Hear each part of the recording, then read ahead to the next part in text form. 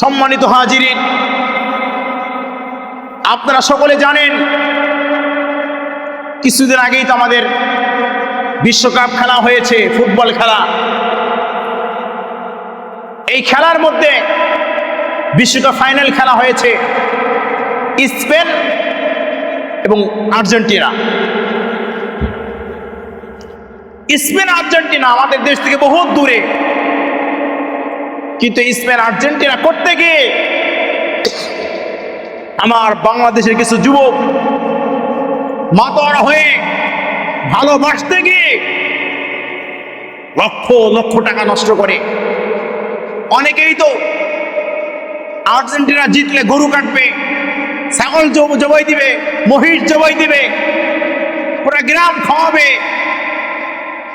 অথচ মুসলমান এটা বলে না যে আমার এই ভালো কাজটা যদি হয় আমি আল্লাহর রাস্তায় এই টাকাগুলো দান করে দিব, অসুস্থ মানুষকে দিব, সেবা যত্ন করবো, এটা বলে না। অথচ ওই বেঈমানদের পক্ষে কথা বলে গরু জবাই করতে চায়, আবেগ দেখায়। এক পাগল তো বলেই ফেললো যে মেসি আমার বাপ হয়। সাংবাদিকরা প্রশ্ন করলো, তুমি কি তোমার আপন পিতারা চাইতে মেসিকে বেশি ভালোবাসো? যুবক বলে, খুব কষ্ট লাগে, দুঃখ লাগে, আপনারা হাঁটতেছেন।